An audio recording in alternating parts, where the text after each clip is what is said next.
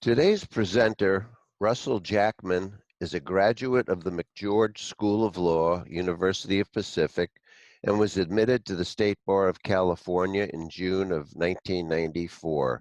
He has been vice chair of the California State Bar's Law Practice Management and Technology Committee and a member since 1996. He works specifically with law offices and attorneys that need to get the most out of their legal technology and creates PowerPoint presentations for opening statements, direct examinations, and closing statements to be used in court, and can work with attorneys directly to filter their documents and images so that they have the most powerful visual presentations possible. He also works with law offices and solo attorneys to upgrade their older systems to new ones, troubleshooting existing setups, and training attorneys and staff on Microsoft programs. He is available for remote access consulting on technology-related issues, so please feel free to contact him at any time. Hello, this is the program called Free Expression in Social Media by Russell Jackman for the Center for Continuing Education. And let me explain just a quick moment about my own background. I am a legal technology attorney. I've done a lot of talks, a lot of MCLE talks, but before I was ever an attorney, and I was still in law school, I interned for the First Amendment Coalition for the California Newspaper Publishers Association. Remember newspapers? I worked a lot with the area of the First Amendment law and free speech and a lot of the issues of that time that were going on in Sacramento and the very, very fledgling internet at that point in time, especially we're talking about 1993, when things were just getting started and there was no such thing as social media. And the internet was just sort of a very wild yet rare sort of thing for most people to experience. And then watching it grow to what it is today really shows a huge level of transformation as far as the scope and the means, what people use it for, and how large a part of it is of their lives than it was when it got started. I mean, talking from, the way America Online was in the very early days, and AOL Instant Messenger and MSN Messenger and even the IRC Internet Relay Chat, which still exists. Those basic forms of communication have morphed into a much bigger and more substantial level of communications than I think anyone ever envisioned. And there's obviously been, even in today's news, while I'm speaking right now, last 24 hours, there have been things that have been going on with social media and free expression. And so this discussion is going to be talking about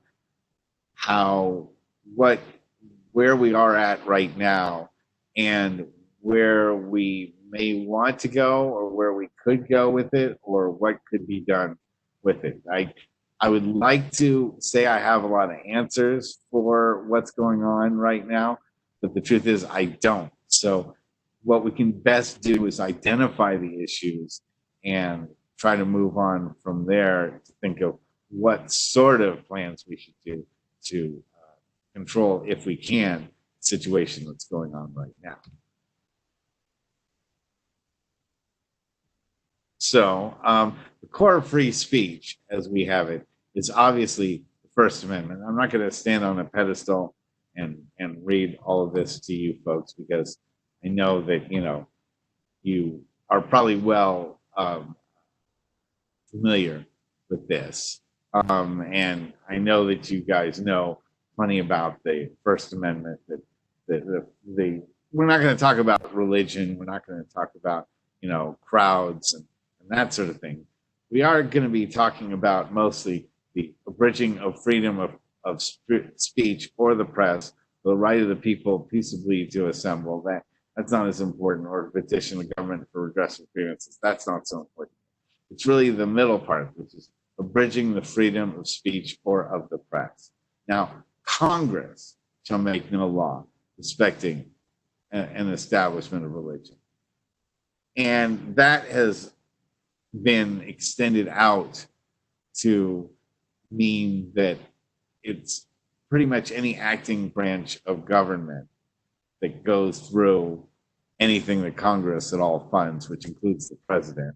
But it also means police, and it means colleges, and it means state institutions, and everything else that is aligned with the U.S. government doesn't have the right to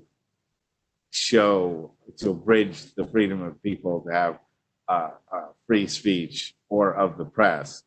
But what it doesn't say, obviously, which is a huge part of where we're at now, is the idea that private businesses can control speech, and they can control what goes on their premises, because that's not part of the First Amendment. So there is this dichotomy of both, the First Amendment controlling the government, not private businesses, and yet the things that the government controls are also part of the First Amendment and what it covers. And so that actually covers a lot of things, and we'll talk about that in just a little bit. Now, let's talk about what is social media, okay? Just so that we have it defined. And what better place to get the definition of social media from social media itself, Wikipedia. Social media is defined as computer-mediated technologies that facilitate the creation or sharing of information, ideas, career interests, and other forms of expression via virtual communities and networks. Other forms of expression is important to understand, okay? It's definitely covered as speech, okay? The variety of standalone and built-in social media services currently available introduces challenges of definition. However, there are some common features, and they go on to describe. But what we're looking at here is you definitely do have what is covered in social media, things that would be politically motivated speech, things that would be people's thoughts and opinions, not necessarily, popular ones, but certainly, things that cover what the whole, when you have 2.5 billion people who are using your service every day, you're going to cover a lot of different ranges of thoughts and expressions and categories. And so it's obvious that the founding fathers never thought that there would be something like what we have with the social media phenomenon as it is. But we've seen the number of users worldwide grow to about 2.95 billion people using social media, and then projected to be about 3.43 billion into 2023. So somewhere we're probably in like the 3 billion range, right now, especially with the COVID-19 situation that's been going on in 2020. More people have turned to social media, although I guess some people have left because they just can't take it anymore. But a lot of people have gone on it to be able to communicate with other people. Work, has used different social media platforms to communicate with other employees, and so you have kind of a mixing of where social media was sort of optional a few years ago. It's now really become something that's essential for a number of businesses to keep working in this environment. Their retail stores closed and their inability to function without having to stay in place. With having to stay in place, social media is their only way to get out and communicate to everyone and do business with, you know, their normal clientele, because that's also now how their clientele is doing business too. They're going on social. So it's gone from being, gee, AOL and internet is a fun little thing, and I can check my Dow Jones stock portfolio by the second now. I don't have to wake up in the morning and read through the newspaper and do that. And I can email people instead of sending them letters. But the old thing was, the old quote was, well, I could still use a newspaper to get that information. I could still use the mail to do all this stuff. Well, you can't do that anymore. And so the world has really changed as far as that goes. So social media and what it provides while being a private company is not exactly not a public entity. It doesn't make itself free of having the constraints on it that a public entity would, because of what it's providing. And that's something where the courts really aren't as clear on as we would like for them to be. And so, that refrain, well, it's a private company, it can do what it wants, isn't really always the case. Here's a chart that's showing the total number of media platforms and how they've increased over time, and how many people are using, the marketers are using which different services, including Facebook, Instagram, Pinterest, Twitter, YouTube, and Snapchat. And for purposes of this discussion, I could, if this was a 6-hour, 8-hour course, I could get into YouTube, Instagram, Pinterest, Snapchat. But for purposes of this being just an hour, I really use Facebook and Twitter as the two main focuses of what's going on. Because also, mainly because Facebook obviously is the overwhelming leader when looking at social media platforms used by the U.S. marketing groups, but also just the fact that Twitter has been a main target of battle back and forth of President Trump and controversies that have gone on there, some of which are, as I said, brand new as of this talk occurring. That you have those two are really the ones that are in the news a lot for dealing with speech, and not so much Instagram, Pinterest, Snapchat, and YouTube. They have their own problems, and Reddit has its own problems and so forth. But really, the main issues are going on with Facebook and Twitter right now. So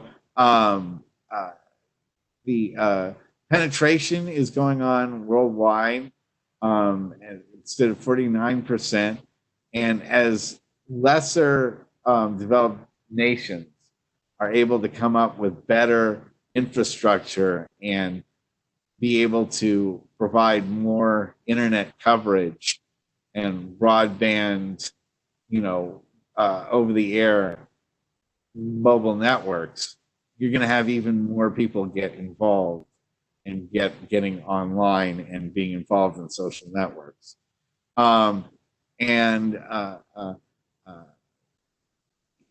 Eastern Asia has so much going on, but Americas and Northern Europe are growing so significantly in their use. I thought this was interesting that the U.S. users spent approximately 1 hour and 57 minutes using social media each day. And the Philippines ranks first in terms of engagement.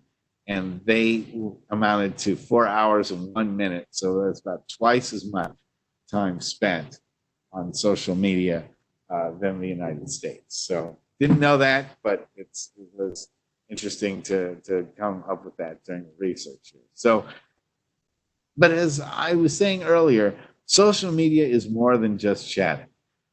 A lot of companies now have their business presence on Facebook, on Twitter, because it has become, quote unquote, the thing to do. And if you don't have a presence there, people are going to wonder, why aren't you there? Why aren't you communicating with your clientele? Why does your clientele have no way of contacting you in an easy form? And Facebook encourages it. Twitter encourages it. They make a lot of money off of the business accounts that get registered there and people that are purchasing Google AdWords and so forth. So it's not just a way of people, sending, putting up pictures of cats on their wall or what they just ate, on Instagram. It's really become a way that businesses have adapted to their marketing to make sure that they have a presence there and that they're stoking the fires on with their social media presence. Not having it stands out now more than ever. If you don't have a social media presence, people wonder, why don't you have it? What's wrong with you? Why you should have it? You should at least have, a Facebook page, or you should at least have a LinkedIn page, or you should at least have, a Twitter page. And, I will admit, I don't do much on Twitter myself because it's hard to manage, and keep track of like all these different accounts and to contribute on all these different forums. And Twitter gives you such a low number of characters per post that I'm such a verbose guy who's sitting here listening to me for an hour. Talking in short bursts is not really for me. So, but people have different reasons why they do different things, and that's why there are different services for different people. Now, speaking of different services for different people, social media has really fostered a lot when it comes to social groups. These groups range in interests and in focus. Some of them are not just, this is a humor group, which we'll be talking about a little later, but some of them are serious therapy groups, support groups. Some of them are community action groups, as well as, of course, the evil side of things, which is, white power and white supremacy groups and folks that are, up to harm and trying to spread rumors or damage people too. And that is the one issue about free speech that's always going to be part of controversy, which is that, how much of this is going to be, if you want truly free speech, then you have to allow the KKK, and you have to allow Nazis, and you have to allow hate speech and speech that actually turns into riotous action, threats, the absolute cutthroat, wanton commercial speech that is actually untruthful and deceptive. You open the Pandora's box and say that free speech should be completely unregulated. Let the buyer beware. Let people, research it for themselves. We've spent enough time looking at ways social media works, and people are easily fooled by lies that cater to what's convenient for them. And they won't take the time to research. They won't take the time to figure out where this rumor came from. They'll just spread it. And that's why Abe Vigoda keeps dying.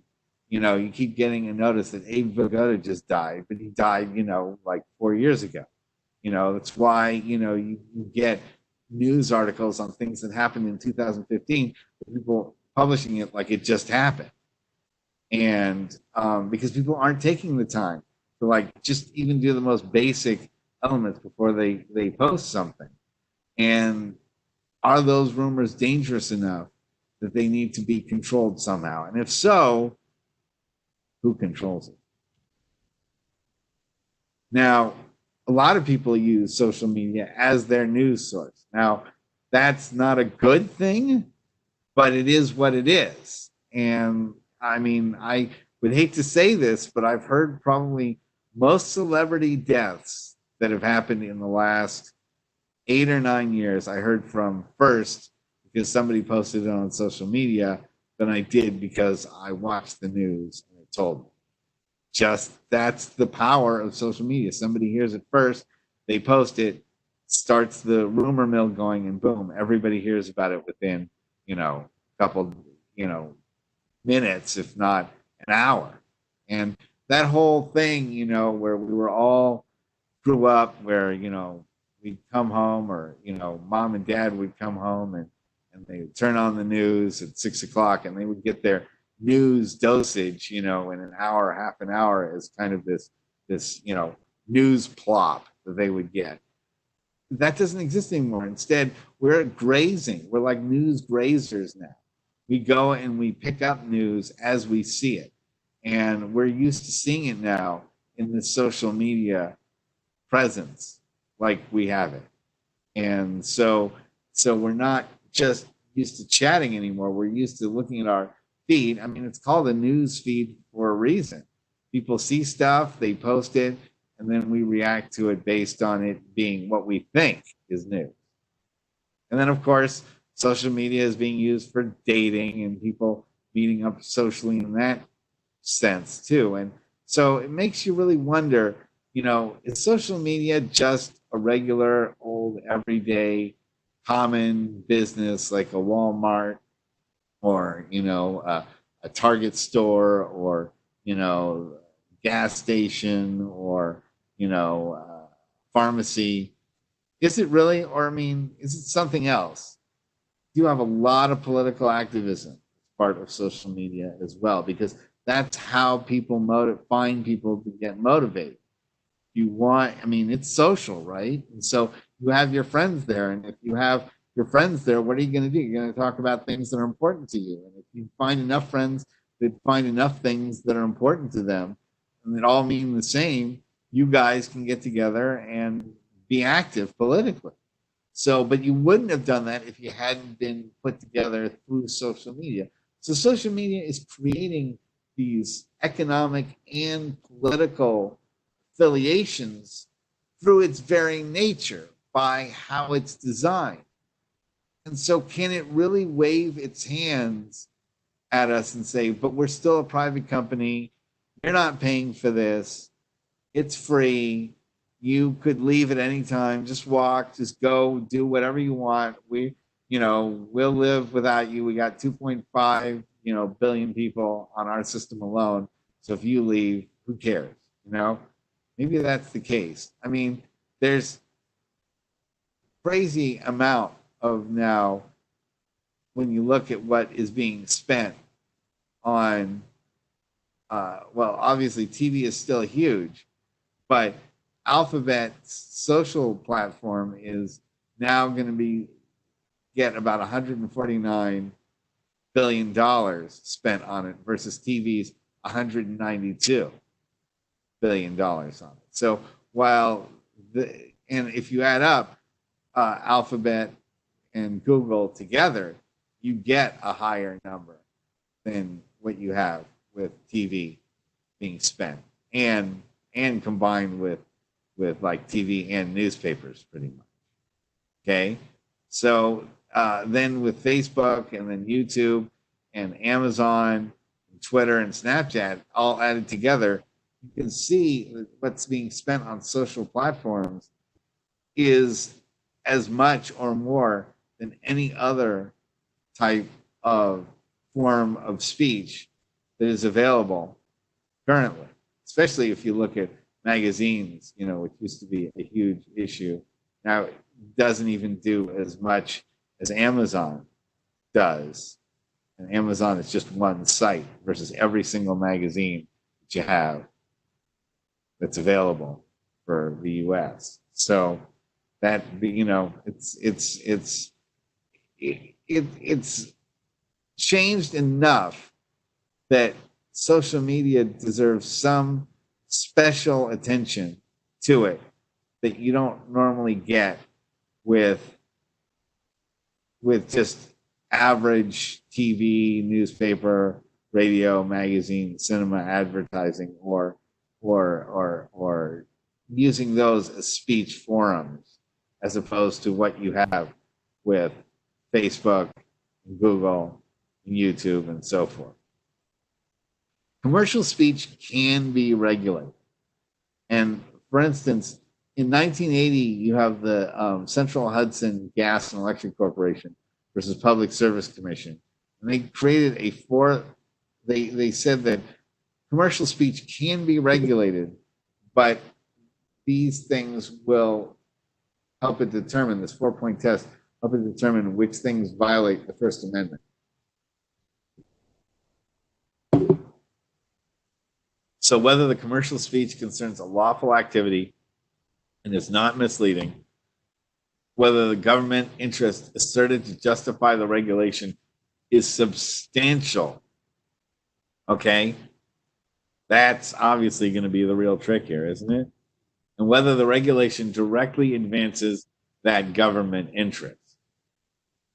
So obviously, parts 2 and 3 are the ones that we really need to be focused on. And then whether the regulation is no more extensive than necessary to serve that interest.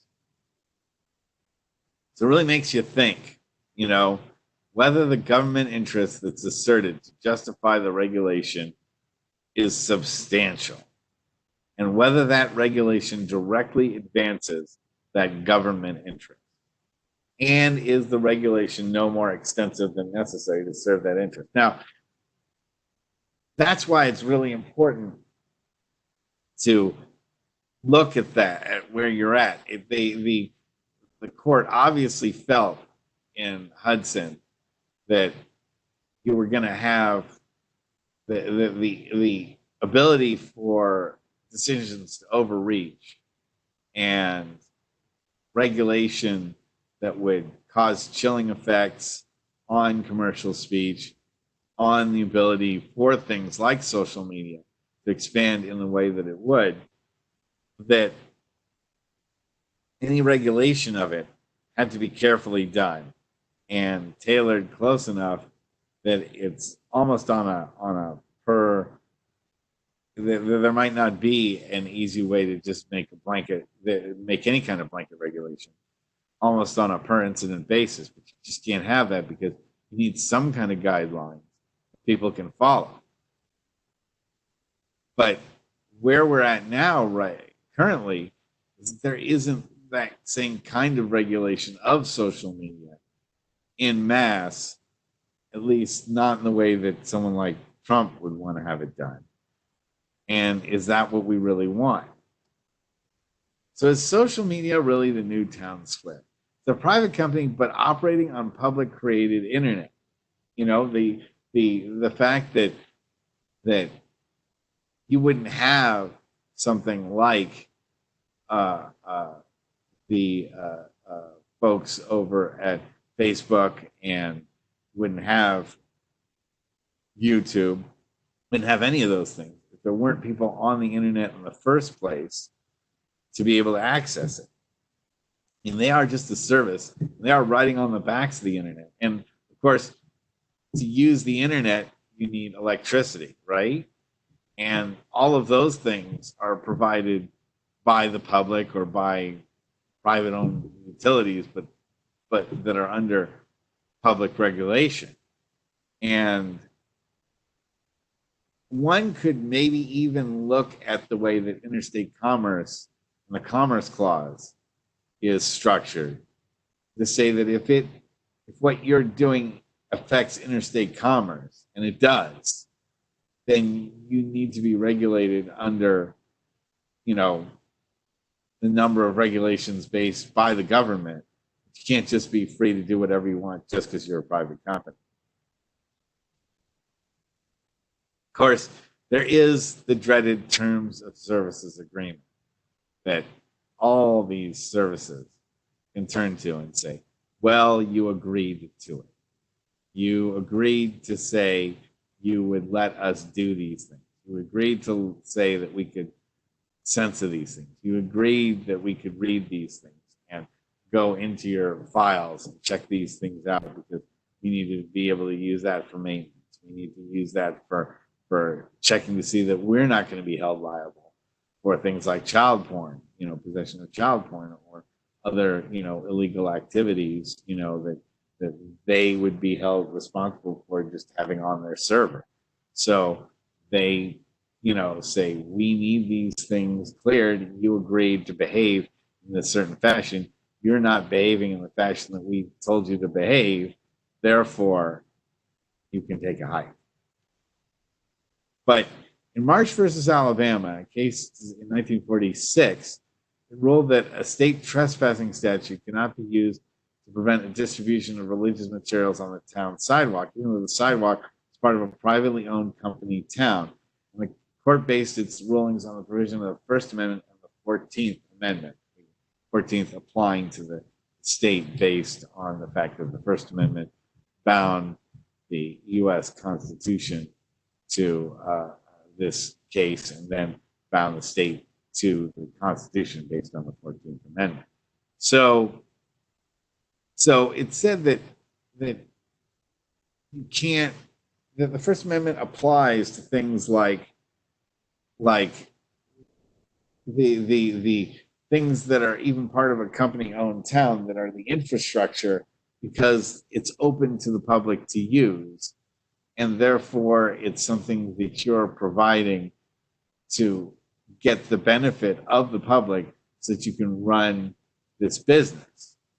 And I think that there's a parallel, and I'm not a Supreme Court justice, but I do think there's a strong parallel between what you have with Marsh versus Alabama and what you have with today's social media. I think that there is a level of how much they influence our economy that it is the government's right to control how much they control things like our economy and they control their users. So I think there's a kind of an obligation by the government to be able to hold social media companies accountable and not just say, well, you signed the term of services agreement. They can do anything they want to you, and you just leave if you don't like it.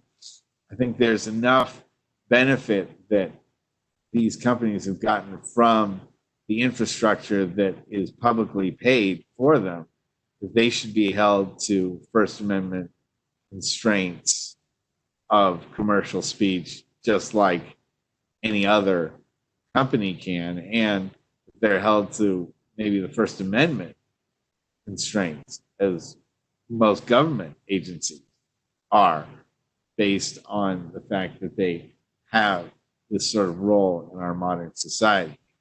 Maybe they're not a government entity, but they are a pseudo-governmental entity in that sense. So let's talk about the fun issue of Facebook censorship, okay? So Facebook has what they call an oversight board, which has anonymous members that nobody knows about and no one knows how they work. So that's always kind of fun. They have what's more likely. I don't really believe this oversight board does anything. It's accountable to anybody. But they have what's known as these algorithms that go through and check each post in a computer-wise sense. And while I'm sure they would think that these algorithms are infallible and don't flag people the wrong way. I myself once with Facebook was given a week suspension based on the fact that there was an article saying that uh, uh, alcohol stores will be considered uh, essential businesses, and in I think Illinois, and I said, oh well, I bet they'll rule that for marijuana stores too, in California, and I was flagged by Facebook as having been trying to advocate illegal drug use activity, even though it's legal in California. And I was suspended for a week, appealed it, got absolutely nowhere with it. And that was just that. It just, there was no real system to restore my account.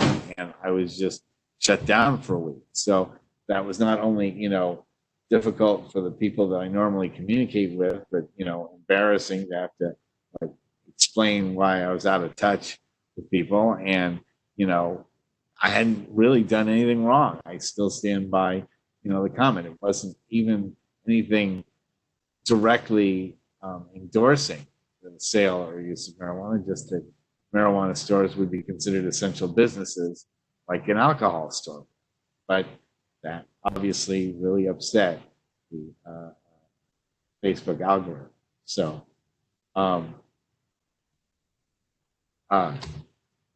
anyway, now one thing that happens too is that you have users reporting people, and so that's Facebook censors, and the algorithms get flagged when you have a user flag somebody, but those users will flag people sometimes out of spite or out of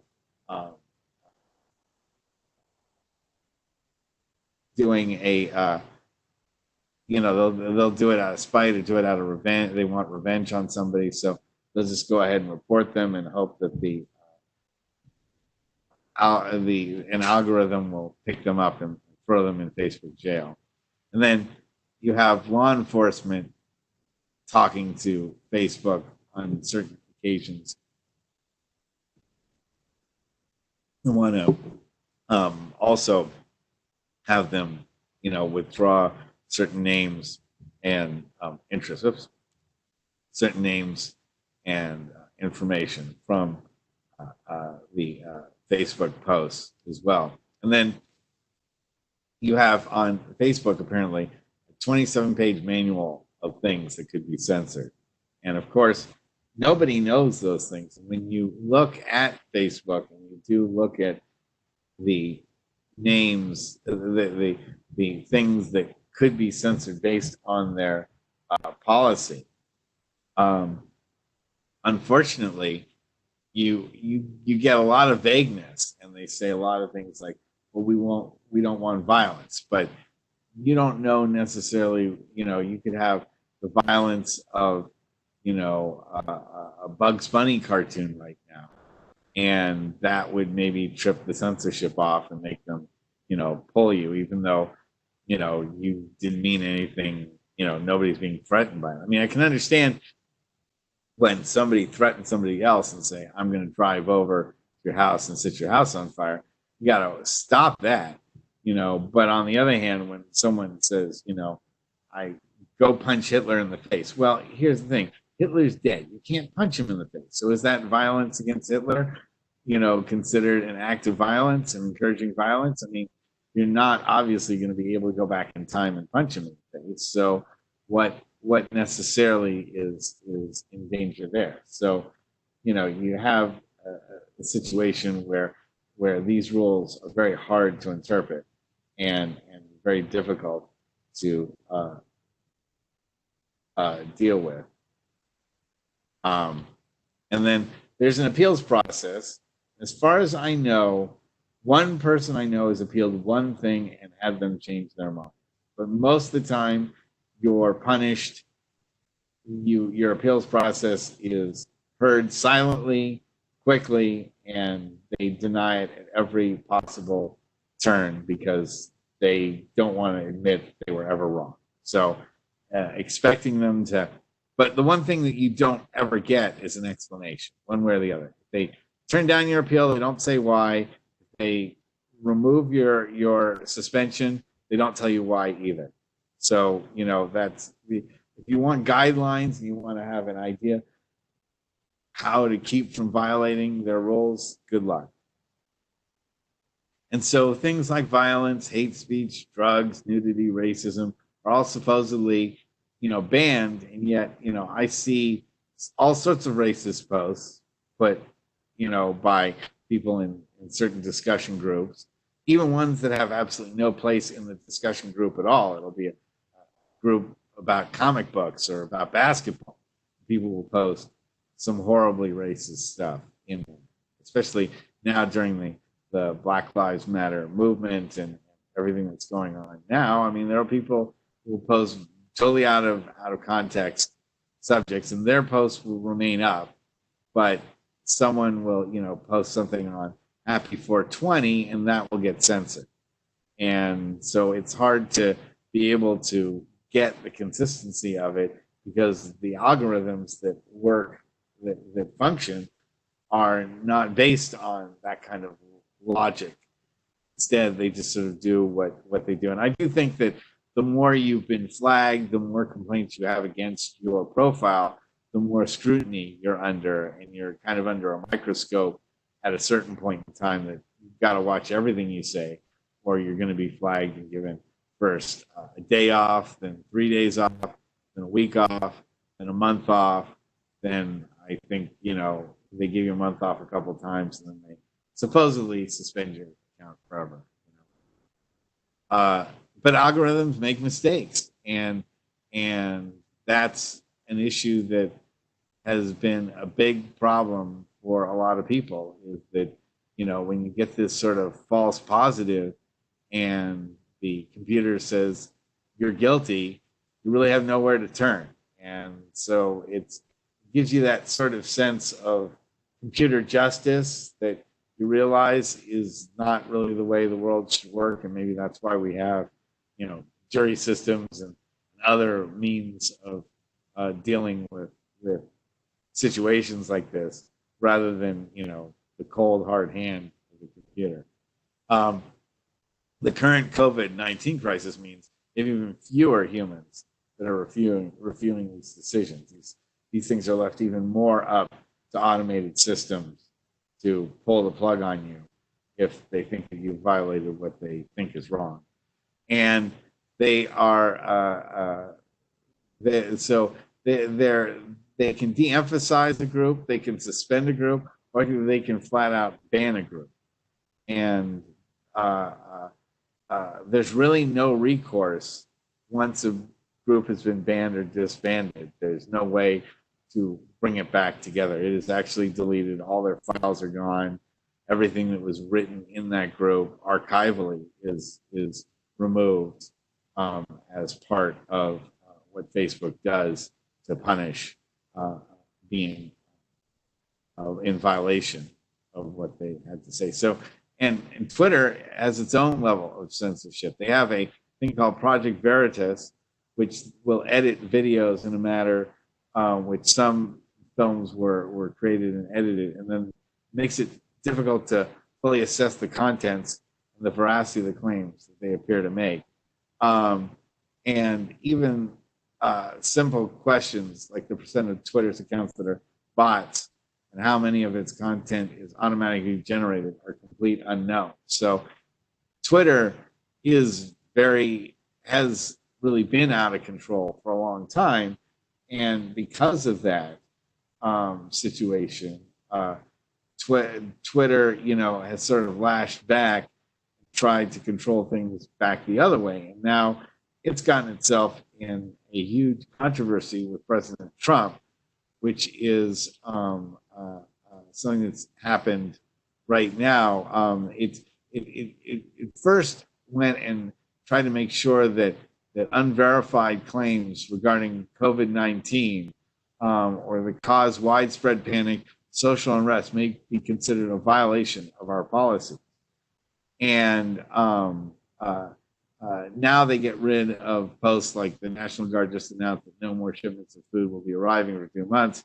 Run to the grocery store ASAP and buy everything. So they have every message that's going out being scanned to look for something that would trigger, panic or a riot or a social unrest, because they don't want to be used as a tool to create that kind of panic.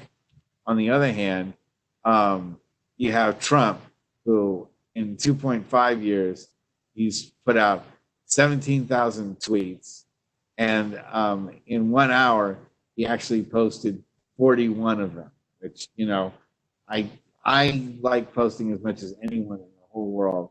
I don't know how you get 41 posts in an hour. That's just absolutely crazy. So in 2020, Trump glorified the violence in the Minneapolis riots, and he said that I can't stand back and watch this happen to a great American city. A total lack of leadership. Either the very weak radical left mayor Jacob Frey get his act together and bring the city under control, or I will send in the National Guard and get the job done. Right. And then a second tweet continued: these thugs are dishonoring the memory of George Floyd, and I won't let this happen. Just spoke to Governor Tim Walz, told him that the military is with him all the way. Any difficulty, we will assume control, but when the looting starts, the shooting starts. Thank you. And so that particular phrase at the end, when the looting starts, the shooting starts, was something that Twitter flagged as being controversial to the point of encouraging violence, and censored that Twitter.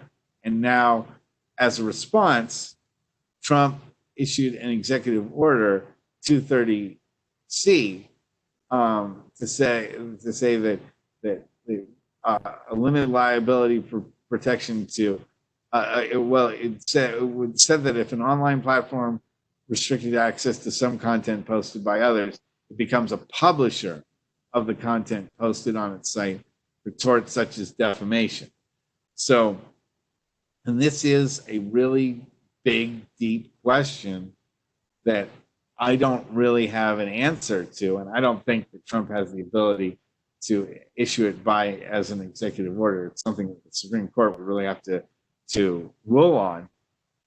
But is the editing and refusal of posting something by a social media platform a publishing?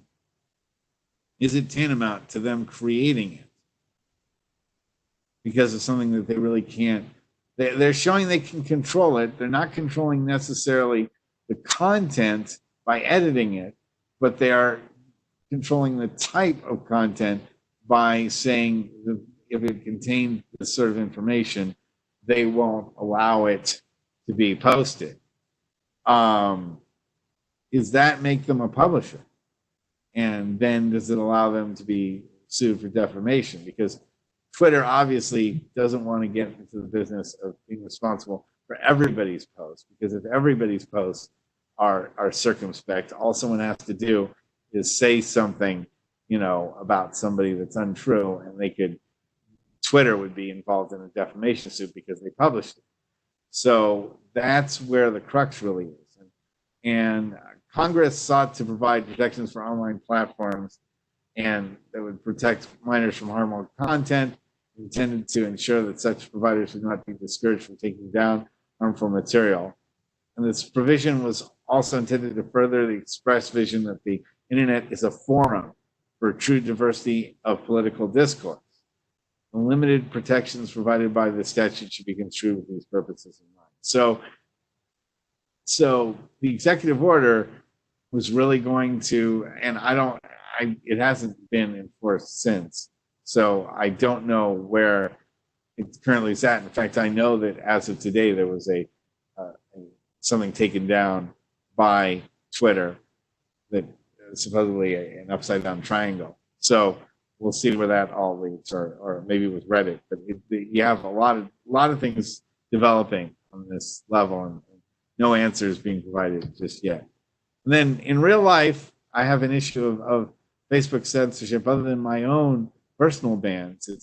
It's I was part of a group called That Is Humor. I Recognize That. I've been a member, I think, since about 2014, so about 6 years. And the group grew to, from when I joined, it probably had about 1,000 members, or maybe under 1,000 members, and it grew to 7,100 members. And it was a fun joke site where people posted jokes back and forth, and you know, we had, yeah, obviously some edgy humor. It was run.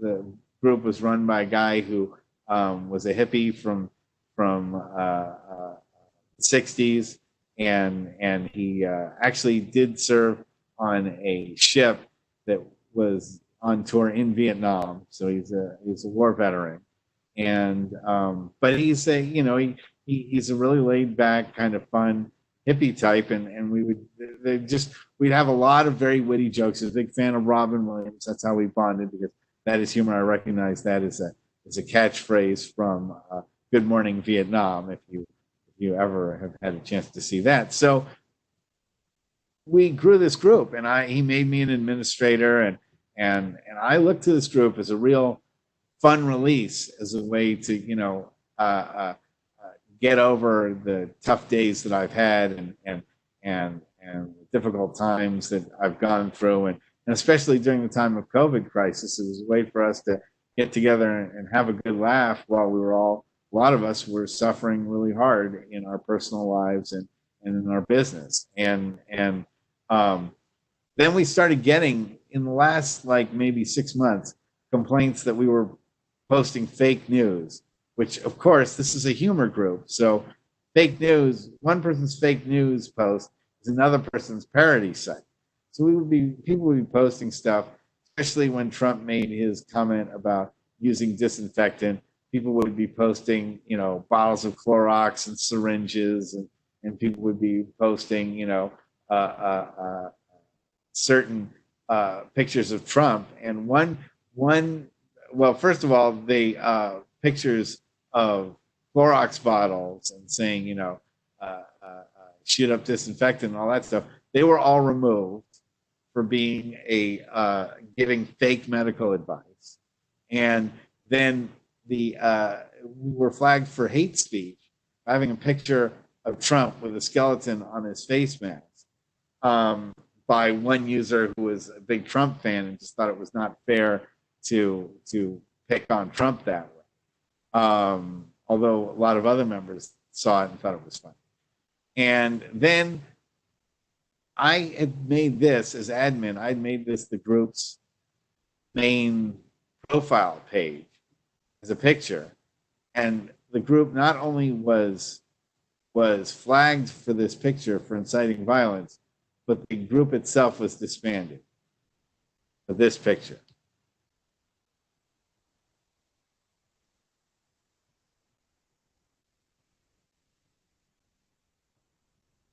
Now, they said, or they actually didn't say, they said that this was inciting racial hatred and violence.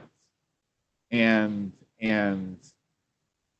I don't really know. Certainly when I posted it, I had no intention of that at all. In fact, what it really reminded me of is my two twins that I have living at home during this COVID crisis, and the shenanigans they would do in our house, and the thrashing they would put on everything in the house, and then blame the other one that they did it. So that was more my point. But it was also a statement on the riots, and you know, how everybody is blaming everybody else for the damage that's being done. But it's also a fun look at King Kong versus Godzilla, and that, you know, Godzilla would naturally blame King Kong for destroying the city, and King Kong would blame Godzilla for destroying the city. But was there an intention for actual racial violence that I was looking at by posting this picture? Absolutely not. In fact, I just wanted it to be a good laugh, and 20 people voted on it and thought it was a funny profile picture, And it was up for maybe like 3 weeks before somebody complained about it. And it was taken, not only was it taken down, we were not given any kind of a warning before they just disbanded the group and just said, you know, that our group would be thrown to the winds, and that it was just literally taken away from us, and all the hard work and everything, all the good times that people had over the years associated with that group was erased by the snap of a finger. So which way do we go from here? Do we go with government regulation? How much does that conflict with the First Amendment? Do we define free speech and expression versus private business? I mean, how much does free speech and expression, where do those rights continue? And where do private businesses' ability to control what happens on their premises leave off? That's the big dichotomy. That's the one that we have to figure out what to do. Who is actually in control of something like this? Okay? If we let the government control this, will it be a slippery slope? You know, does this turn us into an autocracy? Does this eliminate the ability to have a true First Amendment? Would the founding fathers be okay with the government saying these things can't be published, or if they publish these things, that they could be sued for libel? Is that what we want? Is that the way that speech can truly be taken care of and controlled? Okay, or is that something that will be so difficult to put the genie back in the bottle once we open that up that we may never get it back? Private regulation, then it's up to a CEO and the board of directors to determine. Or, what we always know is what we've seen is that money is always right. Money always wins in a situation like that. The CEOs and the board of directors and whoever, that represents the shareholders are always going to look to those folks and their interests and their monetary interests, because that's why people are shareholders. They're not just shareholders because they're altruistic. They want to make their money back on their investment. And so you're going to have the monetary decision win out every time.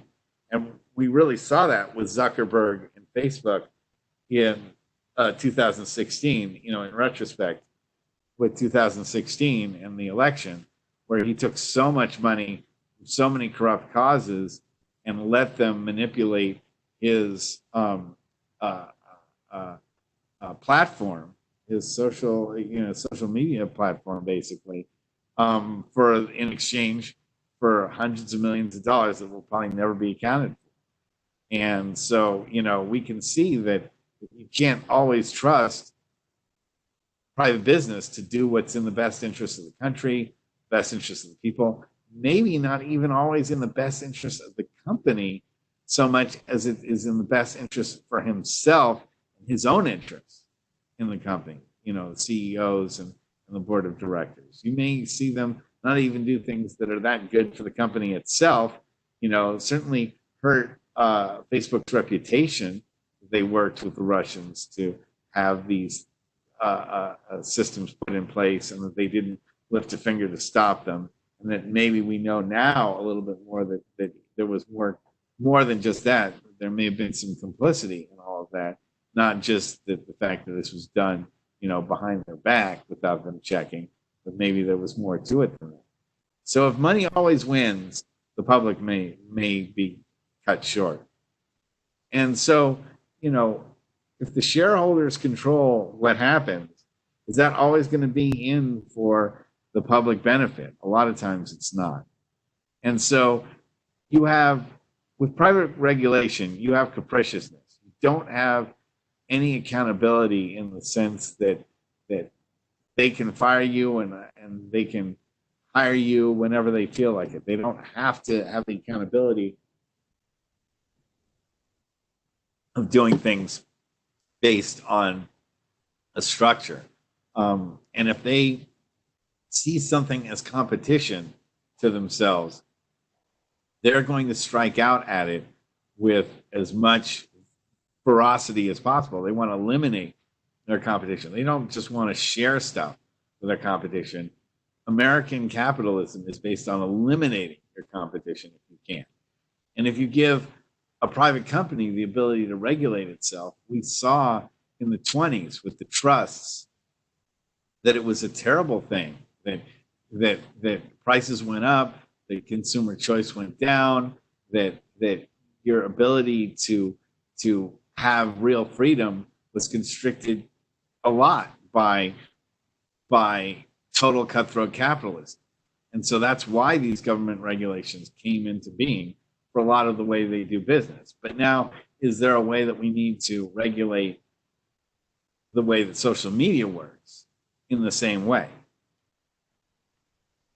Of course, once you have a private situation happen, and you, just like with our poor group, that is humor, there's no recourse once the decision is made. We just had to make a new humor group and reinvite, gosh, 7,100 people to rejoin us. Of course, they didn't give us a list of all the people who were in the group before they pulled the plug. So we had to rebuild it completely from scratch. And it'll probably take another 6 years for us to build it again. And who knows if this carefully crafted group of dominoes gets the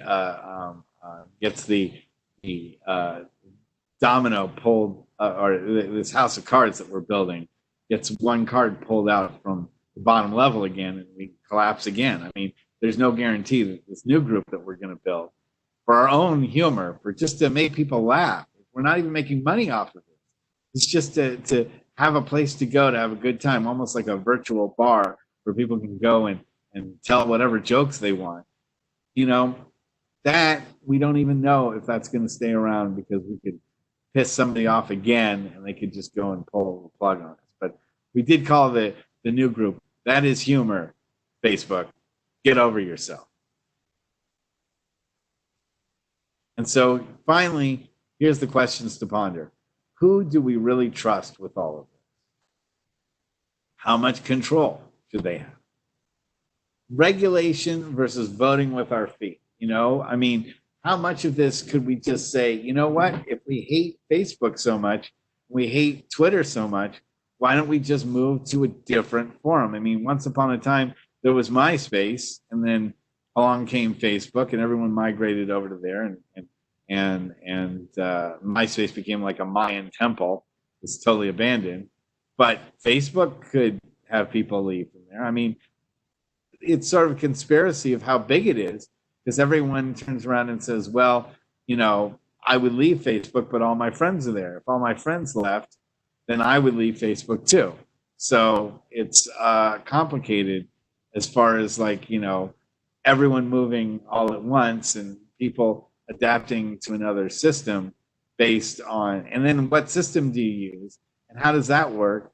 And is there any censorship or no censorship, or how do you maintain order in a system like that if what our problem is the way that, you know, Facebook is ordering things? Or do we regulate Facebook, and do we regulate Twitter, and do we regulate these other social media platforms so they can't do this? But how much regulation do you have? What things are you going to regulate? And of course, who are the regulators? There's long-term implications for our choices. That is one thing for sure. That this is going to be a situation that what we decide here and how we modify it is going to change how we communicate as a country and kind of as the world, because the U.S. is such a big leader in all of this.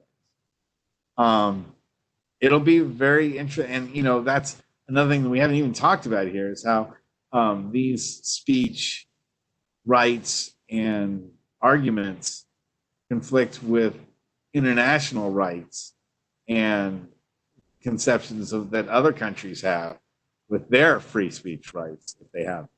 So I don't have time for that. We're just wrapping up here.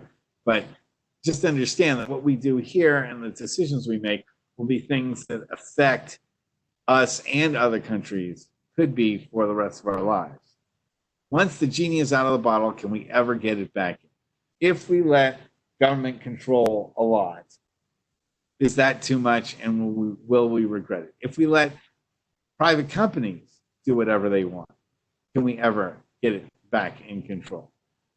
Having this as a constant balance, or do we just do nothing and we just let the system kind of do what it's doing now? It's kind of obvious that with executive orders being passed and with the censorship going on by these companies, something's going to happen. I don't think that nothing is really an option. But can we ever get the genie back in the bottle if we let it out so they can start censoring one way or the other, whether it's private companies or whether it's the government? I don't have any answers. I have as many questions probably as you do at this point, but I'd love to discuss them if you have any things you'd like to discuss about this program or about the things that were issues here. This is my contact information. Thank you very much for listening, and have a great day.